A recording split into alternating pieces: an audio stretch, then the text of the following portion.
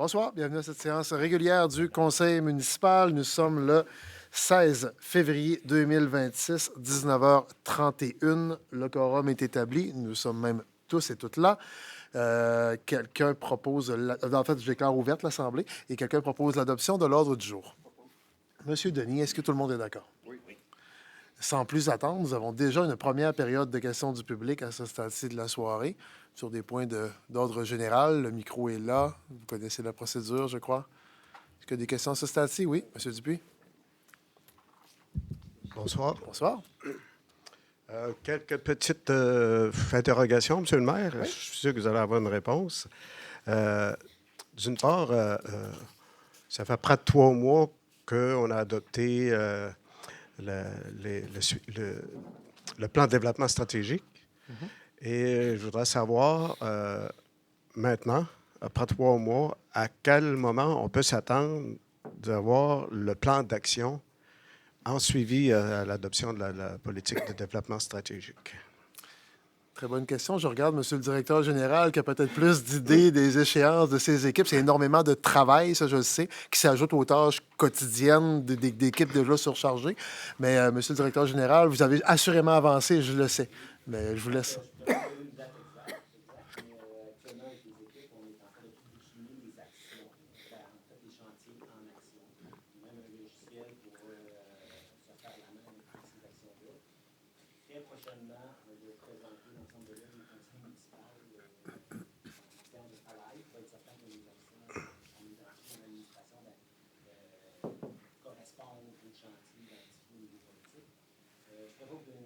OK.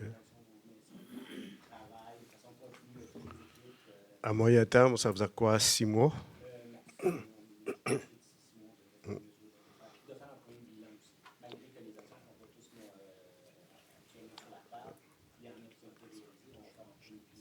OK.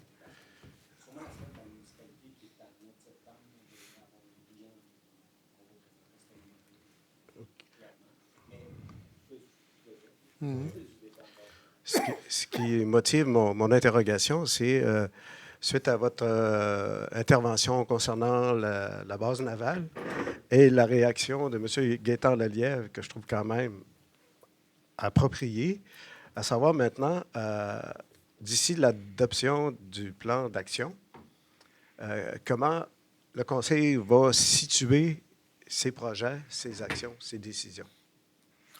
Chacune de nos décisions ou chacun des projets retenus et va chercher une assise dans la planification stratégique. C'est comme ça qu'on le travaille depuis que la planification stratégique est adoptée. Le Conseil, à l'interne, on reçoit des sommaires décisionnels où on va chercher des assises à l'intérieur de nos planifications, autant la planification stratégique que, par exemple, la politique familiale, politique personnes handicapées, politique municipalité amis des aînés. Donc, on a plusieurs politiques et on va toujours chercher des assises à l'intérieur de nos politiques et nos planifications. Si elles ne sont pas là, bien à ce moment-là, les questions pourraient être déférées au Conseil, mais habituellement, on tente de la suivre. Sur la question spécifique de la base navale, bien, l'industrie navale fait partie carrément des angles de développement économique prévus spécifiquement dans la planification stratégique. Et à cet effet-là, il n'y a pas de projet de base navale, on va s'entendre. Je comprends, tout le monde est parti en peur, là, mais avant de partir en peur, il n'y a pas de projet. Fait que je consulte bien le monde sur un non-projet qui n'existe pas et sur une balloune lancée dans les airs par un vice-amiral à laquelle j'ai repitché la balloune un peu plus loin en disant « N'oubliez pas, Gaspé existe. Hihi. » Et on a des atouts stratégiques. Et un positionnement dans un dossier comme celui-là n'est pas nécessairement toujours pour le dossier en question. Des fois, il faut être un petit peu plus fin finot que la moyenne des ours. Là. On tente de positionner le port de Gaspé, on tente de se positionner comme ville navale, on tente de se positionner comme ville portuaire. Et à chaque occasion qu'on a, on va continuellement rappeler l'emplacement stratégique de Gaspé à l'embouchure du Saint-Laurent. Cette fois-ci, il y avait un angle peut-être un peu militaire, mais soyez assurés que de notre part, et je pense que le Conseil va être unanime là-dessus, il n'y a personne qui... En fait, il n'y aurait pas... Le jour où il y aura un projet qui serait déposé au conseil municipal, c'est clair qu'on va se rabattre sur la population avant de faire quoi que ce soit. Mais présentement, si tout le monde est parti en peur, on va devenir une cible, etc. Wow, attendez un petit peu. On n'est pas là. On n'a même pas de projet. C'est bien que c'est une genre de base navale de 1 bateau et 10 militaires qui pensent se mettre à Bécomo puis qu'on va peut-être tirer à couverte pour l'avoir à Gaspé. C'est peut-être 500 bateaux auquel cas on n'a pas la capacité de recevoir ces sites pantoute. Bref, il n'y a pas de projet, fait que c'est difficile d'arriver et de dire on vous consulte. Et dans le cas précis là, le pourquoi on a répondu vite, c'est qu'on a des échos de coulisses. On savait que le premier ministre Carney devait faire une annonce sur une stratégie navale le lendemain de la sortie de son vice-amiral. Donc, si on voulait quelque part que Gaspé sorte quelque part dans la réflexion, il fallait lever la main là. Fait que c'est pour ça que ça s'est fait de même. Puis je ne regrette rien parce que je ne regretterai jamais de positionner Gaspé comme et le port de Gaspé, son emplacement et notre industrie navale. Fait que je comprends là, qu'on peut vouloir consulter. On va consulter quand il y aura un projet. Présentement, il n'y a pas de projet. Il y a juste une balloune lancée par un vice-amiral. Balloune que j'ai repitché plus haut. Vous avez quand même lancé une bonne ligne. Ma deuxième intervention, nous sommes en plein Jeu olympique et ça nous amène à nous référer au niveau local, régional, provincial. Ça fait des décennies que Gaspé n'a pas reçu des Jeux d'hiver, des Jeux d'été régionaux et des Jeux provinciaux. La seule fois qu'on a eu les Jeux provinciaux, c'était en 93.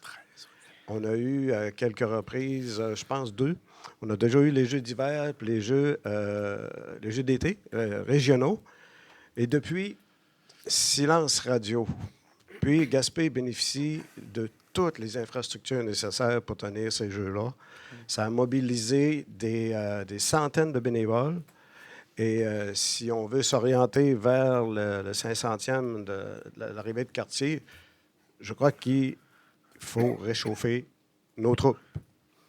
Parce que des grands événements à Gaspé, il n'y en a pas tellement, à part le festival durant l'été, mais il y a des activités, des événements unisectoriels, unisports, le ski, le hockey, ainsi de suite, mais de façon globale pour rassembler tout le secteur sportif qui est attaché aussi, la culture est attachée parce qu'il y a souvent des spectacles.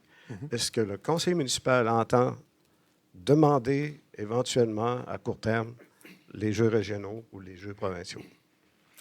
Je ne cacherai pas qu'on a une cible vers les Jeux du Québec 2034.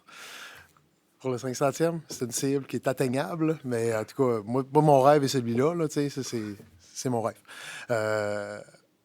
Ceci étant dit, oui, le positionnement peut effectivement se faire.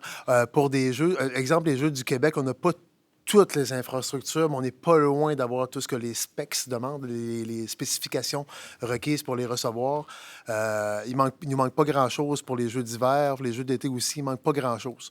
Fait qu'on est, on n'est pas loin. Puis en plus, il y a du financement qui vient avec pour rehausser nos infrastructures et avoir les infrastructures appropriées. Fait qu'il y a un timing. En fait, il y a une occasion financière. Ça n'a pas toujours été le cas avec les Jeux du Québec. C'est peut-être pour ça aussi que tout le monde est un petit peu plus frileux pour les attirer. Parce qu'il fallait que les villes payent les coûts des infrastructures. Mais maintenant, il y a une partie des coûts d'infrastructure qui sont payés par le gouvernement. Fait que ça nous donne une chance de bien se positionner. Fait que l'ouverture, elle est très, très là. Puis je comprends très, très bien. Puis ça fait partie de la planification stratégique également, d'accueillir davantage d'événements de plus grande envergure. Fait qu'on est à la même place. Parfait. Une autre question. Il y a eu, avant la réunion, un comité de démolition. Oui. J'ai cherché sur le site de la ville. Je n'ai pas trouvé la politique de démolition. J'avais déjà posé une question, je ne sais pas si c'est en public ici ou à Inné-Chauvin, en disant on se base sur la politique de démolition du gouvernement du Québec. Moi, je me dis, c'est large, c'est gros une politique provinciale. Est-ce qu'on peut avoir notre propre politique de démolition avec les critères adaptés à notre ville? À ma connaissance, on a ça. On a un règlement de démolition, n'est-ce pas? Je regarde, monsieur le directeur général.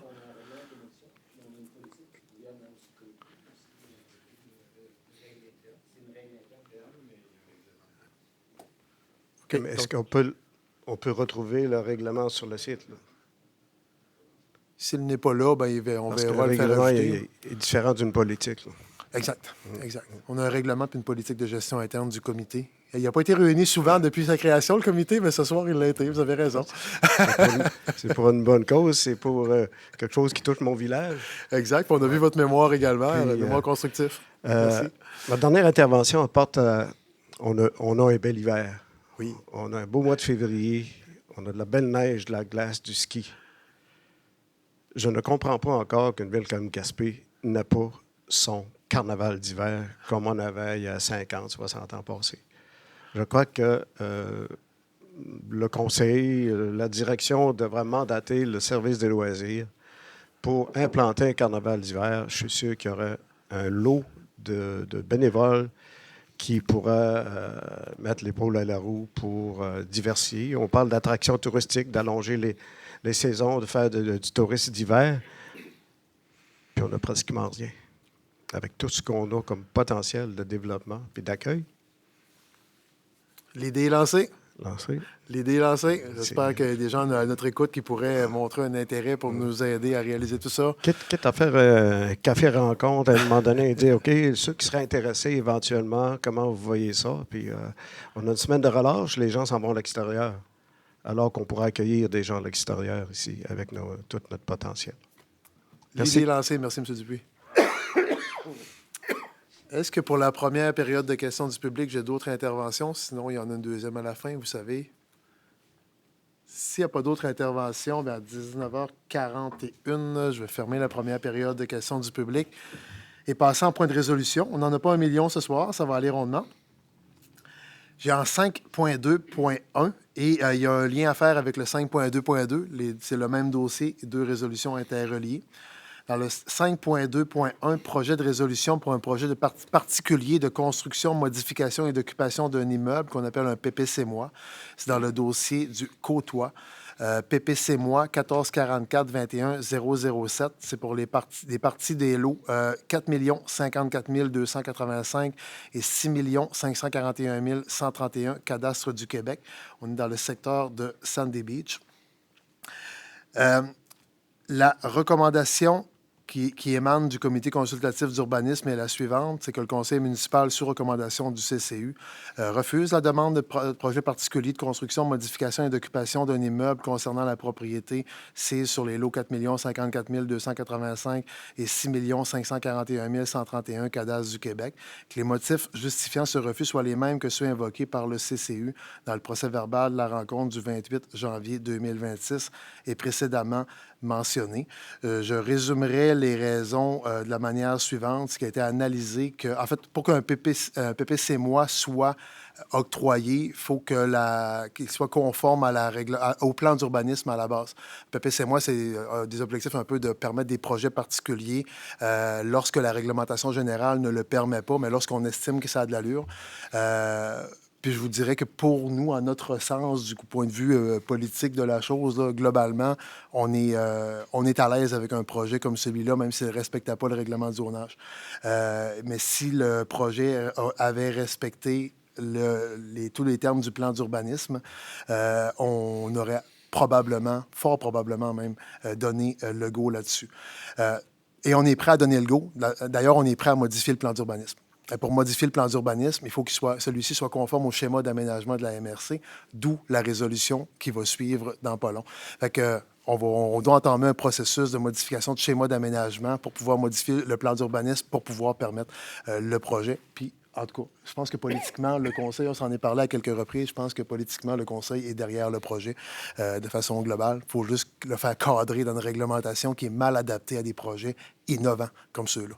Fait que des projets innovants, puis des projets innovants, on n'a pas des tonnes, mais quand on en a un, on veut qu'ils se réalisent, mais il faut respecter les règles du jeu. C'est ça qui est... Et les règles du jeu nous ont liés dans le projet en question. Fait que pour le 5.2.1, pour donner suite à la recommandation du comité d'urbanisme, est-ce que quelqu'un propose le refus? Monsieur Denis l'a proposé. Est-ce que c'est unanime? Oui. Oui? OK. En 5.2.2, voilà ce que je disais, la suite des choses. Demande de modification du schéma d'aménagement et de développement révisé de la MRC Côte-de-Gaspé. Il y a toute une série de considérants, puis en fait, sont très, très pertinents parce qu'on a tout ce qu'il faut pour pouvoir faire modifier le schéma tout en respectant les grandes orientations gouvernementales en aménagement du territoire et les considérants et élaborent beaucoup sur les pourquoi le schéma pourrait être modifié. Oh, il y avait une erreur dans les noms. OK. Donc, la recommandation, c'est que le conseil municipal demande à la MRC de la Côte-de-Gaspé de modifier son schéma d'aménagement et de développement révisé actuellement en vigueur afin que soit compatible à la grande affectation rurale les ensembles immobiliers d'habitation solidaire et durable dont les services ou équipements et la réalisation sont d'initiative unique. Donc, on ne demande pas d'ouvrir le schéma d'aménagement à n'importe quelle forme de développement, mais à une forme de développement particulier qui est innovante. Est-ce que quelqu'un propose qu'on demande à la MRC? J'ai entendu en double, M. Rothman-Aubé. Est-ce que tout le monde est d'accord avec cette demande? Parfait. Et on va tout faire pour que soit enclenché rapidement ce processus. J'enchaîne en 5.3.1, paiement de facture à Steamatic Gaspé pour la désinfection, nettoyage et plafond suspendu de la bibliothèque municipale de Saint-Majorique. La recommandation, est, en fait, c'est suite à un dégât d'eau et en fait un débordement d'égout qui a eu lieu dans le bâtiment.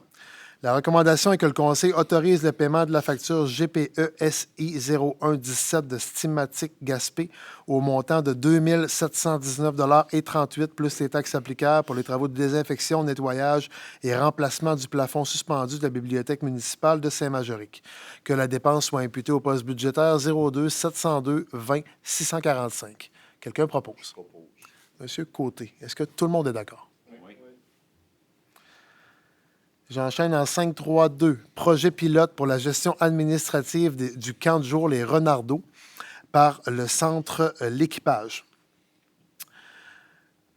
La recommandation est que la contribution financière de la Ville de Gaspé au Centre de pédiatrie sociale en communauté de la Côte de Gaspé soit établie à 6 040 $, complétant l'investissement de 15 000 $ de la MRC par l'entremise du Fonds Complice Persévérance scolaire. Qu'un bilan d'évaluation du projet soit réalisé en fin de projet et présenté au Conseil quant à l'atteinte des objectifs, la satisfaction des parties prenantes et les gains d'efficacité observés. Que le maire et la greffière soient autorisés à signer l'entente et tous les documents requis pour la réalisation du projet. Que la dépense soit imputée au surplus non affecté.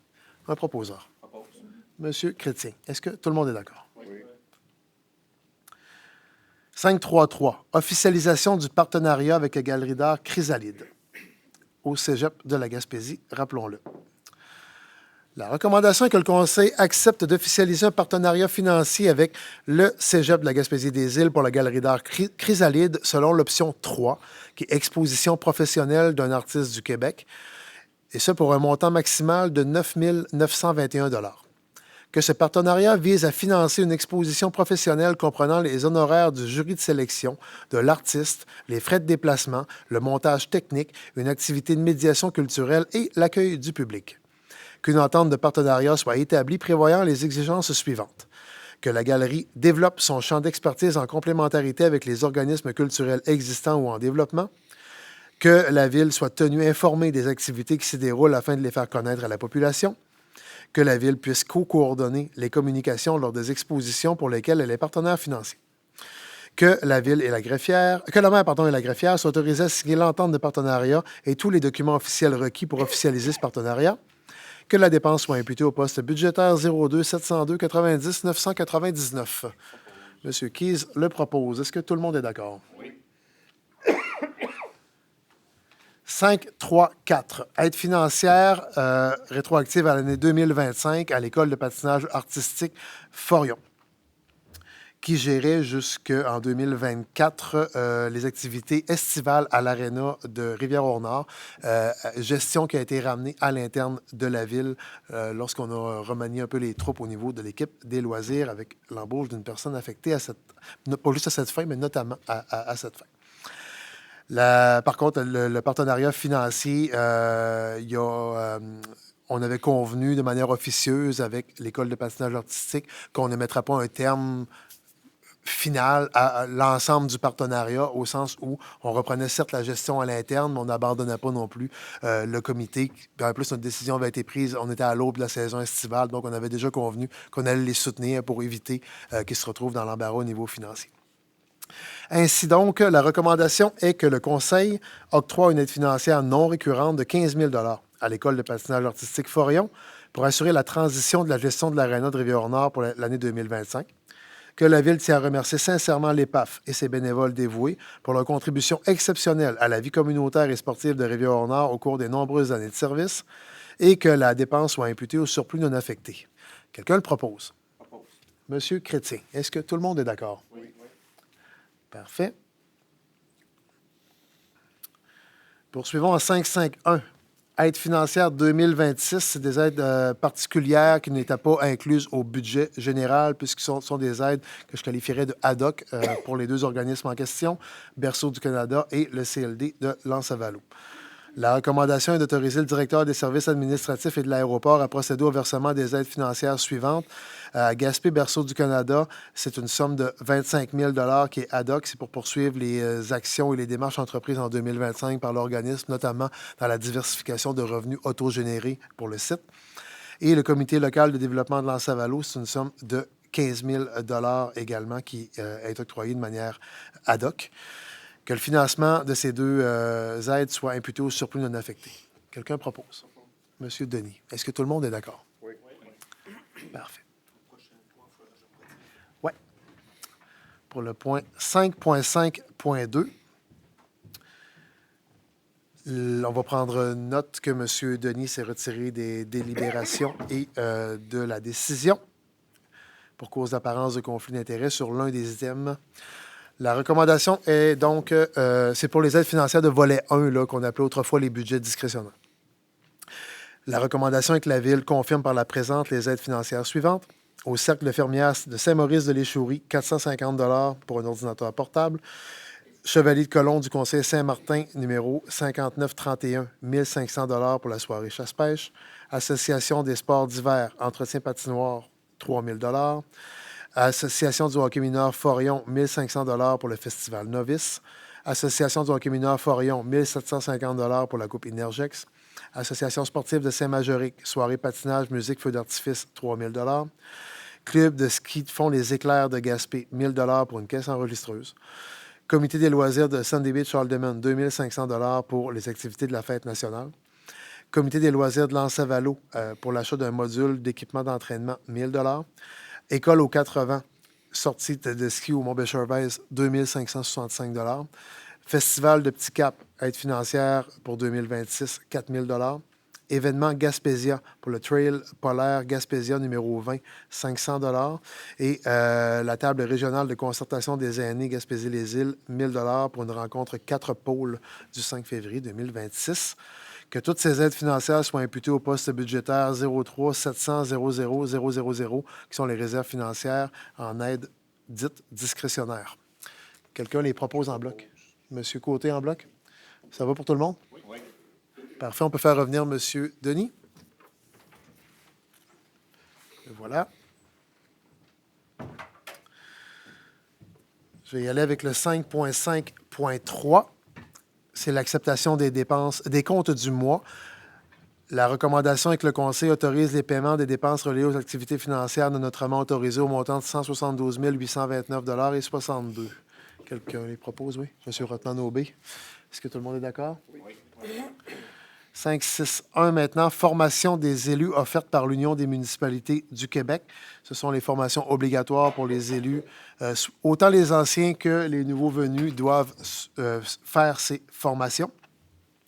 Ainsi, la recommandation est que la Ville autorise les membres du conseil municipal, soit le maire Daniel Côté, les conseillers municipaux Mathieu Denis, Luc Chrétien, Réal Côté, James Keys et Walter-Olivier Rotman-Aubé, ainsi que la conseillère Charlie-Maud Giroux-Bossé, à s'inscrire aux formations obligatoires suivantes offertes en ligne par l'UMQ, soit la formation générale pour personnes élues, qui est d'une durée de 7h30, la formation sur l'éthique et la déontologie, qui est d'une durée de 3h30. Que la Ville de Gaspé autorise le paiement des frais d'inscription aux formations au montant de 300 $ plus les taxes applicables pour chaque membre du Conseil. Que la dépense soit imputée au poste budgétaire 02 110 00 312. Quelqu'un le propose? Propose. Monsieur Chrétien, est-ce que tout le monde est d'accord? Oui. Parfait. Et je vous souhaite des bonnes formations. 5.6.2 maintenant, renouvellement du logiciel de rédaction de documents d'appel d'offres Edilex Inc. La recommandation est d'octroyer à l'entreprise Edilex Inc. un contrat pour bénéficier de la licence et de l'abonnement au logiciel Edil Expert. Que le Conseil autorise la dépense de 20 411,56 $ plus les taxes applicables, que la dépense soit imputée au code budgétaire 02 190 00 341 et que le Conseil autorise la greffière et ou le directeur général à signer le dit contrat. Quelqu'un propose? Monsieur Keys, est-ce que tout le monde est d'accord? Oui. 5.6.3. Je vais me retirer, M. le maire. Oui. Monsieur, on va prendre note du retrait de M. Chrétien, des délibérations et de la décision. Ça concerne la signature d'un protocole d'entente temporaire avec le Centre de services scolaires des Chic-Chocs relativement à l'entretien et à la gestion de certaines infrastructures sportives. Le protocole d'entente initial datait de 1987. On a un protocole d'entente intérimaire d'ici à ce qu'on ait la négociation d'un protocole d'entente final. Donc, c'est l'intérimaire qu'on vient approuver ici. La recommandation est d'autoriser la signature d'un protocole d'entente temporaire soumis entre le Centre de services scolaires des Chic-Chocs et la Ville de Gaspé d'une durée maximale de 6 mois, période pendant laquelle les parties s'engagent à négocier les termes d'une nouvelle entente. Que le maire et la greffière soient autorisés à signer le dit protocole d'entente et y apporter des modifications mineures. Est-ce que quelqu'un propose? Monsieur Côté, est-ce que tout le monde est d'accord? Oui. Parfait. On peut faire rentrer Monsieur Chrétien.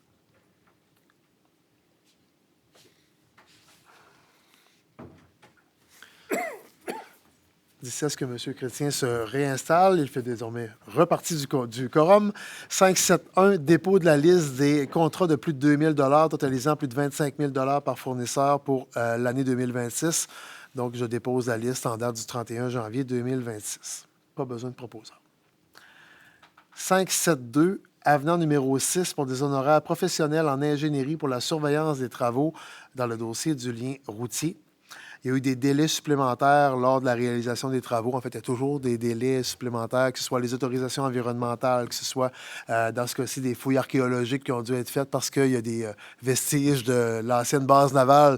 On en parlait tantôt dans la période de questions avec M. Dupuis, mais il y a déjà eu une base navale quand même assez importante ici. Il y a des vestiges de la base navale qui avaient été découverts en cours de route lors des travaux du chemin, donc fouilles archéologiques complémentaires qui ont amené certains délais. Il y a eu des délais rattachés à de l'expropriation également dans certains cas. Bref, il y a eu une série de délais qui étaient imprévus au point de départ, qui ont fait en sorte d'ajouter des frais pour les firmes. La firme de génie qui supervisait les travaux, d'où la facture supplémentaire. On s'y attendait. Elle a été négociée en conséquence aussi à la fin. Donc, la recommandation que nous avons, c'est que le Conseil autorise l'avenant numéro 6 de Tetra Tech QI Inc. Du 26 novembre 2025 pour des honoraires professionnels supplémentaires en ingénierie pour la surveillance des travaux du lien routier entre le parc des Augustines et le port de Sandy Beach. C'est pour un montant de 27 816,73 plus les taxes applicables. Que la dépense soit imputée au règlement 1476-22. Est-ce que j'ai une proposition? Monsieur Rothman-Aubé, est-ce que tout le monde est d'accord? Oui. 573, c'est le dépôt de la liste des contrats de plus de 2 000 totalisant plus de 25 000 par fournisseur pour l'année 2025. C'est la liste complète de 2025. Je procède au dépôt. 574, non, il n'y en a pas. 581, pardon. 581, demande de congé sans solde d'une personne salariée. La recommandation est d'autoriser la demande de congé sans solde de la personne salariée numéro 170-700, débutant le 20 avril 2026 et se terminant le 2 avril 2027 inclusivement. Que la personne salariée soit informée que si elle désire mettre fin à son congé sans solde avant cette date, elle doit aviser l'employeur par écrit au moins 45 jours d'avance. Quelqu'un le propose? Monsieur Keyes, est-ce que tout le monde est d'accord? Oui.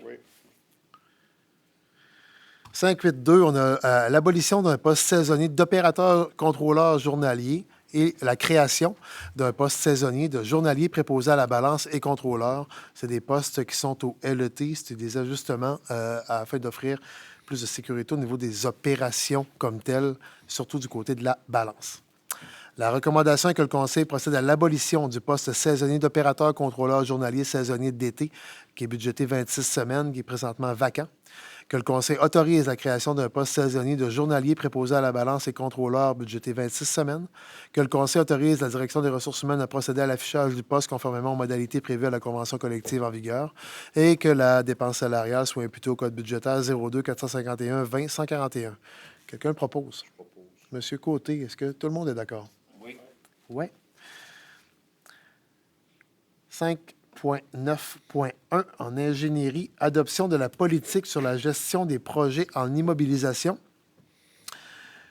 qui fait suite là, à un audit générique qu'on avait, un audit qu'on avait eu de la Commission municipale du Québec qui nous recommandait la création d'une telle politique pour encadrer la gestion des processus. On est l'une des premières, en fait, l'une des 3 premières municipalités au Québec à se doter d'une telle politique. Fait qu'on peut pas faire un copier-coller d'un modèle d'une autre ville. Ça n'existe pas, ce genre de politique-là. Fait que, bref, c'est un work in progress. On va adopter une mouture de la politique ce soir.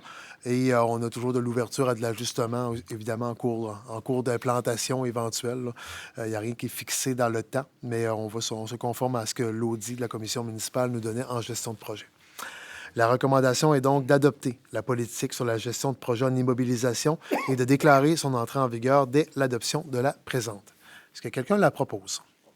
Monsieur Rothman-Aubé également. Est-ce que tout le monde est d'accord? Oui. Parfait. Maintenant, les avis de motion. En 7.1, Monsieur Key, c'est vous qui deviez donner cet avis de motion, je crois? Certainement. Alors, considérant l'article 356 de la loi sur les cités et villes, je donne avis de motion et dépose pour adoption lors d'une prochaine séance de ce Conseil le projet de règlement décrétant des dépenses en immobilisation pour le remplacement et l'acquisition d'équipements pour le service de protection contre les incendies et un emprunt de 1 105 580 $. L'objet de ce règlement est de permettre le remplacement et l'acquisition d'équipements destinés aux services de protection contre les incendies de la ville de Gaspé. Aux fins d'acquitter les dépenses prévues par le présent règlement, le Conseil est autorisé à emprunter une somme de 980 500 $ sur une période de 15 ans et de 125 080 $ sur une période de 10 ans, remboursable par une taxe imposée et prélevée annuellement sur tous les immeubles imposables situés sur le territoire de la municipalité. Le texte de ce règlement fut remis à chacun des membres du Conseil présent préalablement à cette séance et le projet de règlement est immédiatement mis à la disposition du public conformément à l'article 356 de la loi sur les cités et villes. Donc, l'avis de motion est donné par M. Keyes. Si j'ai à mettre un petit enrobage supplémentaire, c'est quand on a adopté le dernier budget municipal, on disait il y a un coup de barre qu'on donne au niveau du service de protection contre les incendies dans les prochaines années. Et ça fait partie du coup de barre de mise à niveau qu'on doit faire au sein de ce service-là, d'où l'avis de motion et le règlement d'emprunt pour mettre à jour certains équipements. Fait que merci, M. Keyes, de l'avoir donné. En 7.2, M. Chrétien, c'est vous qui le donnez? Oui, certainement. Considérant l'article 356 de la loi sur les cités et villes, je donne avis de motion et dépose pour adoption lors d'une prochaine séance de ce Conseil le projet de règlement décrétant une dépense et un emprunt d'une somme de 2 329 633 $ pour des services professionnels pour les projets de mise aux normes du traitement des eaux usées du secteur de Rivière-Nord et les installations pour la gestion et le traitement des boues des fosses septiques. Lors de ce règlement, l'objet de ce règlement est de permettre d'octroyer un contrat pour la fourniture de services professionnels relativement à la mise aux normes du système de traitement des eaux usées du secteur de Rivière-Nord, ainsi que la mise en place d'installations pour la gestion et le traitement des boues de fosses septiques. Aux fins d'acquitter les dépenses prévues par le présent règlement, le Conseil est autorisé à emprunter une somme de 2 329 633 sur une période de 25 ans. Pour pourvoir aux dépenses engagées relativement aux intérêts et au remboursement en capital des échéances annuelles de 96,17 % de l'emprunt, il est par le présent règlement imposé et il sera prélevé annuellement durant le terme de l'emprunt de chaque propriétaire d'un immeuble desservi par le réseau d'égouts appartenant à l'une des catégories ci-après identifiées pour chacun des immeubles appartenant à ce propriétaire et situe sur le territoire de la municipalité une compensation à l'égard de chaque immeuble imposable dont il est propriétaire. Pour pourvoir au solde des dépenses engagées relativement aux intérêts et au remboursement en capital des échéances annuelles de 3,83 % de l'emprunt, il est par la présente également imposé et il sera prélevé annuellement durant le terme de l'emprunt de chaque propriétaire d'un immeuble desservi par le service des vidanges de boue de fosses septiques et situé sur le territoire de la municipalité, une compensation établie à taux unitaire et à l'égard de chaque immeuble imposable dont il est propriétaire. Le texte de ce règlement est remis à chacun des membres du Conseil présent à cette séance et le projet de règlement est immédiatement mis à la disposition du public conformément à l'article 356 de la loi sur la cité et villes. J'aimerais donner un supplément d'information, M. le maire, s'il vous plaît. De cette somme de 2 329 633, Nous avons 2 065 712 qui sont éligibles à des subventions à l'ordre de 85 %. Donc, la partie qui est non admissible à des subventions n'est que de 263 921.